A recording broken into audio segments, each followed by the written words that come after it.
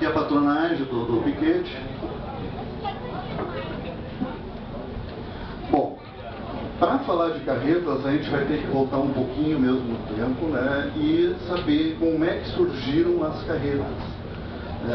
Bem no início das civilizações, onde o ser humano começou a se juntar, houve a necessidade de haver alguma maneira de transportar alguma carga. A princípio, sempre aquela de subsistência. Ou seria lenha, ou seria uma pedra, ou até um animal. Então, nesse princípio, os primeiros veículos que se teve de transporte foi esse trenó primitivo aí, que eram feitos de couro, de algum animal que foi abatido, e nele era enrolada a carga e era puxado pelo próprio homem. Mais tarde, foi feito os trenós de madeira, normalmente pegava uma forquilha de uma árvore grossa, né, e era então colocado era amarrado algumas outras travessas, e nele era colocado pedras ou qualquer outro objeto e eram arrastados. Né. Existe uma vantagem, né, que no meio da floresta é muito mais fácil conduzir algo sem roda do que com roda. Né. Então, já existia essa vantagem. Opa, deixa eu voltar aqui. Né. Os índios norte-americanos começaram também a fazer seu transporte através dos travóis, que seriam duas varas atravessadas, ou na paralela ou em X, como está aí, para conduzir o seu material. Aqui nós temos o retrato de uma pintura que retrata bem uma guerra, e esses travóis também eram utilizados para levar os feridos, né? Parece mais umas macas. Bom, voltando de novo na pré-história, né, sempre houve a necessidade do homem transportar o seu material. Às vezes era uma pedra para fazer alguma porta de caverna, para se proteger, ou animais. Então aí começou-se, né, a utilizar troncos de madeira, né, para rolar essas imensas cargas até o local que era desejado. Mais tarde foi colocado mais madeiras, mais troncos, e foram rolando os seus animais ou qualquer outra carga. Aqui nós temos uma ideia de como é que teria evoluído a roda. Isso aqui é hipotético, né? Não quer dizer que foi exatamente assim, mas próximo a isso. Aqui nós temos o primeiro veículo com um rolo, e esse rolo era colocado na frente, quando o outro terminava a cair, é colocado de novo, e assim sucessivamente. Ia colocando rolos após rolos até chegar. Mais tarde descobriu que daria para pegar através de um galho de árvore, fazer umas travas, e não precisaria então estar trocando esse rolo toda hora. Né? Então foi feito já aqui o primeiro veículo, né, tracionado, que não precisava mais trocar a roda, né, o pneu aí. E aqui foi feito já nesse outro uma cava na madeira, né, dando mais firmeza a esse veículo. Aqui mais tarde já vemos um eixo, né, e uma roda bem rudimentar de uma árvore com um diâmetro menor. Aqui nós temos os cocões, que são as travas que trancam esse eixo. E aqui sim, lá por volta de 3.500 anos atrás, na Suméria, aparecem as primeiras carretas que a gente tem notícia. Certo? E eram mais ou menos próximas a essas aqui. Né? E depois foi evoluindo até chegar nessa forma mais tradicional que nós conhecemos. No Brasil, as carretas elas chegaram introduzidas pelos portugueses, na Bahia principalmente, aonde a cana-de-açúcar era a sua matéria-prima mais explorada na época, nos engenhos. Então as carretas eram utilizadas para levar a cana colhida na lavoura, na roça, até os engenhos, né? E depois dos engenhos era levada até os centros, ou até as embarcações, ou qualquer outro veículo que seria levado a uma grande distância. Também era utilizada para transporte de pessoas, quando tinha alguma festa, então eram utilizadas essas carretas para conduzir toda uma família inteira, né? E às vezes até para se mudarem também, quando ia para um local definitivo, de mudança, também utilizavam essas carretas. Também foi utilizada para correio, para comunicação entre os centros né, urbanos da época. Né? Então, um dos primeiros correios que a gente tem seria as próprias carretas, né, que estariam transportando, quando transportava mercadoria de um centro até o interior do Brasil, também levava as correspondências, todas as comunicações. No Rio Grande do Sul, as carretas elas entraram através dos portugueses também, principalmente na zona açucareira nossa, que é em São Francisco, em Santo Antônio da Patrulha, Osório, todo o litoral. E ali se manteve essa carreta por muito tempo, a herança portuguesa, lusitana, que seriam carretas de roda cheia. Né? E isso permanece em quase todo o resto do Brasil, com exceção de Mato Grosso, que tem muita da imigração gaúcha lá. Então esse tipo de roda, que chama-se cantadeiras também, porque os eixos eles giram junto com a roda, né, formando um som bastante estridente. Então por isso são chamadas de cantadeiras. No Rio Grande do Sul nós tivemos a influência platina bastante intensa, já por volta de 1530, quando iniciou efetivamente a colonização latina, né, Uruguai, Argentina, Bolívia, Paraguai, Chile, né, eles já usavam a roda raiada há muitos e muitos anos. Né? E nós aqui, os portugueses, principalmente no norte do país e no nosso litoral, usavam essas carretas de roda inteira. E nós começamos então, como houve um intercâmbio muito grande dos platinos conosco, nós começamos a utilizar mais essas rodas raiadas, com bastante vantagens, elas são mais leves para os animais. Né? Normalmente os eixos são fixos e as rodas que rodam, então isso já dá um certo alívio para os animais. Né? E aumenta também a velocidade. A vantagem da roda inteira ou maciça, a roda inteira é aquela roda que é feita de tronco de árvore, ela não tem nenhuma emenda. E a roda maciça é aquela feita com 3 até 7 pedaços de madeira, de tábuas. Nós temos o meião, que é a parte principal, e depois nós temos as cambotas, que são as extremidades. Então, a vantagem dessa roda inteira é que, principalmente no litoral, na zona de areia, elas atolam bem menos do que as raiadas. As raiadas atolam mais porque já tem os espaços entre os raios, então existe a possibilidade de algum galho, alguma outra estrutura prender essa carreta, enquanto que a inteira não tem esse problema. Hoje ainda pode ser encontrado, né, quem vai a Osório, Terra de Areia, mais para o interior, ainda existe algumas carretas de roda inteira, né, a herança da influência portuguesa.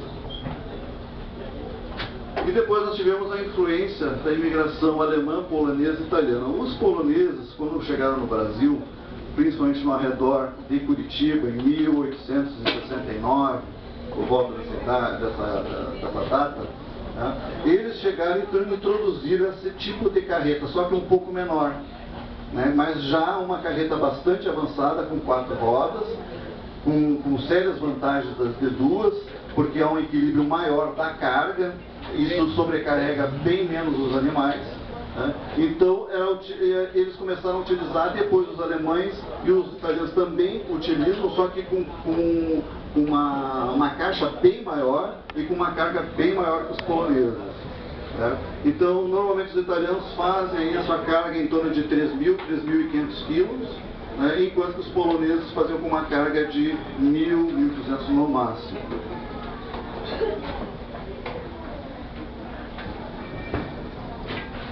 Bom, nós temos vários tipos de carretas. Algumas pessoas, alguns pesquisadores preferem, né, diferenciar ou dividir elas em 2 tipos de carretas: carretas com rodado e carretas sem rodados. Outras pessoas, outros pesquisadores preferem que carretas sejam apenas as rodadas, certo? Mas nós vamos comentar os 2 tipos, para que não haja problema, então para vocês conhecerem também. Nós temos a zorra, né, que era muito utilizada principalmente na Serra Gaúcha. Até hoje ainda alguns utilizam. Essa foto aqui não é tão antiga assim, né? Por volta de 1950, 60, eles utilizavam, e com uma série de... Vocês imaginem carregar essa pedra com uma carreta de rodas dentro do mato, não tem condições nenhuma. A única maneira é realmente levar através desses trenó. Lá eles chamam também de slita, né? Que seria trenó em italiano. Tá? Então, nada mais é do que um tronco, né, uma forquilha de um tronco, na ponta tem uma haste de ferro, e onde é atrelado aos animais de tração, que pode ser um cavalo, se for um bretão ou um percheron, né, são cavalos de tração, ou até mesmo os cavalos das outras raças, crioulo, andaluz, né, pode puxar. Aqui nós vemos uma puxada por uma junta de bois. Podem ver como é que estão atrelados. Então era uma maneira primitiva de se utilizar esse tipo de veículo. Aqui nós temos o arrastão, que seria uma outra forma de trenó. Vocês podem notar aqui a forquilha da madeira, né?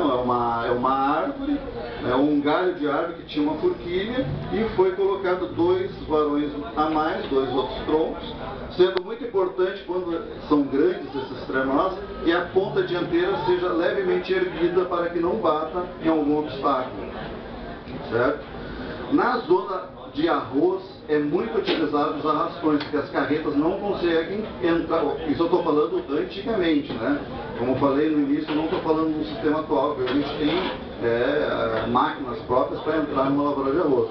Mas há cerca de 60, 70 anos atrás, era assim, tinha os arrastões, eles entravam na lavoura de arroz, lá eles colhiam o arroz, colocavam nesses arrastões e puxavam até a parte seca. Na parte seca eles colocavam dentro das carretas e aí levavam até os engenhos onde era beneficiado esse arroz. Tá?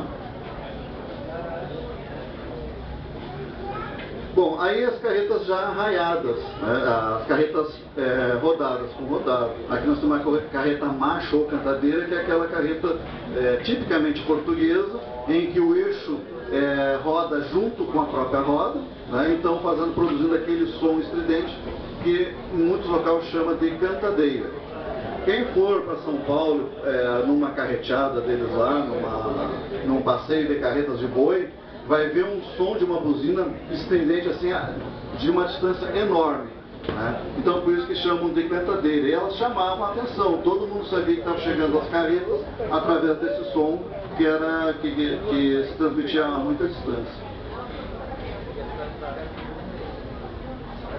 Bom, na época das carretas mesmo que eram utilizadas, não tinham outros veículos, não tinha trem, não tinha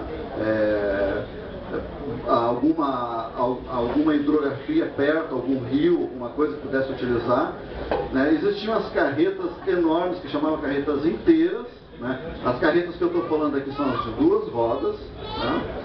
Essas carretas então de 2 rodas eram divididas em inteira, 3/4, carreta de meio e carreta de 1/4. Isso tudo era de acordo com a capacidade de carga de cada uma delas, né? Então você pode notar que a primeira aqui ela tem uma capacidade para 1.500 quilos. Aí, eu falei antes para vocês que aquela dos italianos era 3.500 quilos, né? Mas o veículo era outro, é de 4 rodas, a roda, o eixo é fixo, a roda gira, né? Então existe a possibilidade do animal levar uma carga maior do que numa carreta dessas aqui. Aqui então aparece o carroção ou carreta de 4 rodas. Na colônia italiana, normalmente o pessoal chama de carroção, né? Então, para a nomenclatura ficar mais ou menos no padrão, então também alguns chamam de carreta de 4 rodas ou carreta moderna.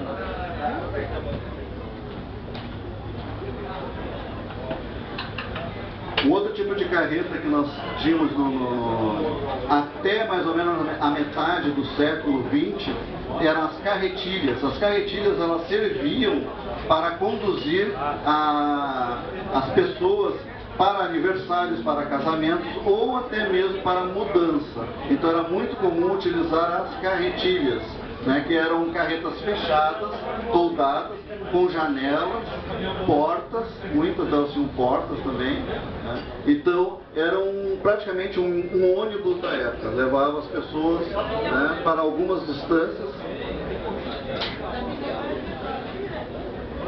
Quanto ao tipo de tração, as carretas elas podem ser conduzidas por bois, né, bovinos, no caso, né, e segue uma determinada denominação aqui. Quando cada par chama-se parelha ou junta. Né?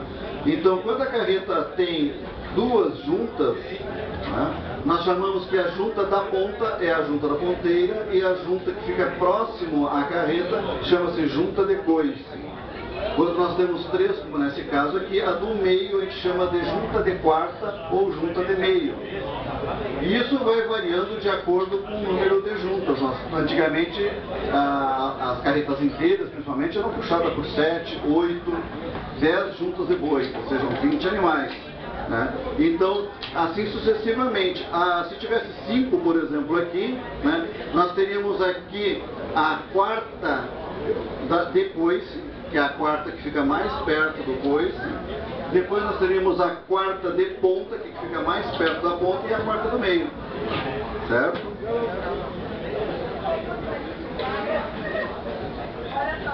O outro tipo de tração, que aí sim começou a aparecer mais com os carroções, vocês podem notar o tamanho,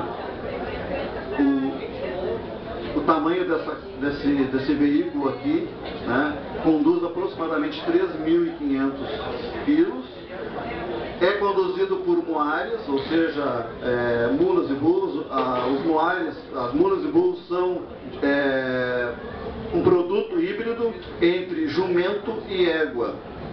Aí sai mula se for fêmea e burro se for macho. Certo? E existe o contrário também, chama-se bardoto, que é o inverso, é o cavalo cruzado com a jumenta, que também é utilizado, hoje em dia estamos utilizando bastante, principalmente para animal de sela, pela docilidade que puxa mais do cavalo. A maneira de conduzir é totalmente diferente dos bois.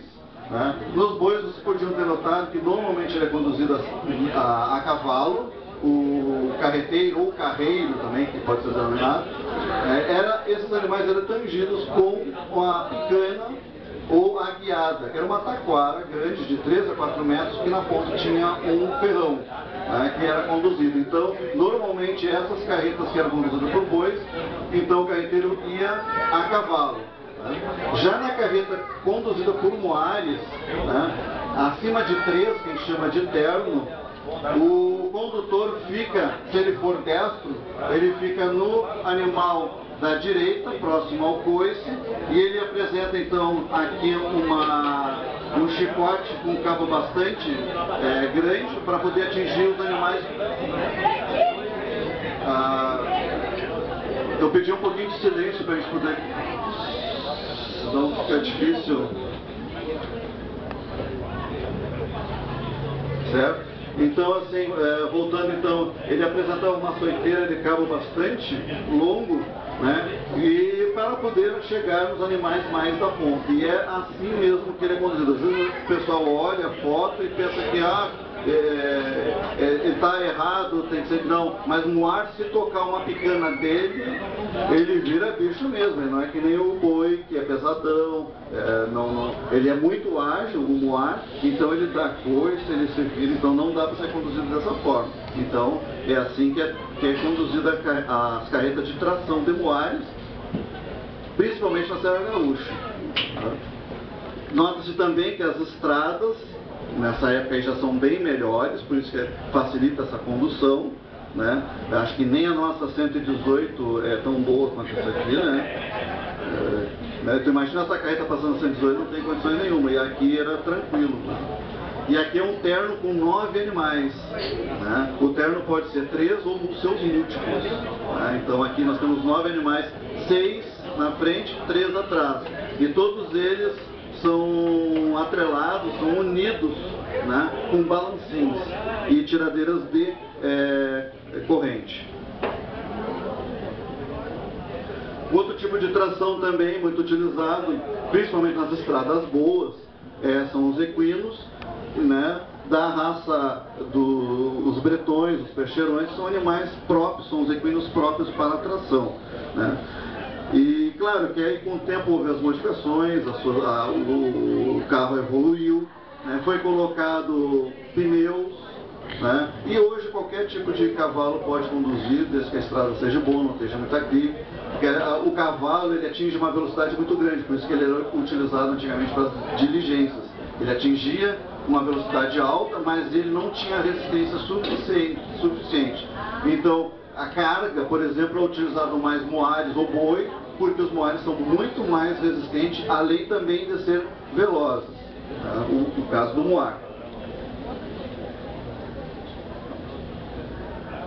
E aqui só para conhecer um pouco mais, né, toda a nomenclatura, todo mundo olha uma carreta, parece que é uma coisa extremamente simples, né, mas hoje nós temos poucas pessoas que realmente conseguem construir uma carreta, né, e existe uma dificuldade muito grande de nomenclatura, porque varia muito de uma região para outra. Na serra existem as adaptações, principalmente das rodas, as massas são diferentes, né? Em São Gabriel existe uma massa cilíndrica muito diferente dessas rodas que estão aqui na parede. Essas rodas são utilizadas principalmente por carroções, essas que estão na parede, né? Ali na Praça Central existe, né, algumas carretas lá bem próximas do modelo de São Gabriel, com massas bastante cilíndricas. Então aqui só para vocês terem uma ideia, existe um banner ali fora também, esse mesmo banner está ali, com todas as nomenclaturas aqui, com todas as peças de uma carreta inteira, certo? Aqui embaixo nós temos uma ilustração feita pelo Sábio, né, que ilustra o folder daqui do piquete sobre esse tema. Aqui a nomenclatura do carroção, carro de boi moderno, né, já é muito diferente da carreta de boi comum, né? Na carreta de boi nós estamos passando por baixo, todo o cabeçalho passa por baixo daqui, vai até o final, até o boi. Já aqui não, nós temos um cabeçalho a partir da primeira furca, né? Cada uma dessas estruturas aqui chama-se furca, né? E ela é articulada.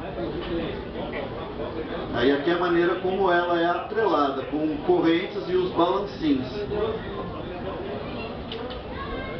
Bom, e aí então entrou o tema, já que a gente conheceu um pouco mais das carretas, vamos ver como é que a gente conseguiu colocar as carretas no tema desse ano da Semana Farroupilha, então, né?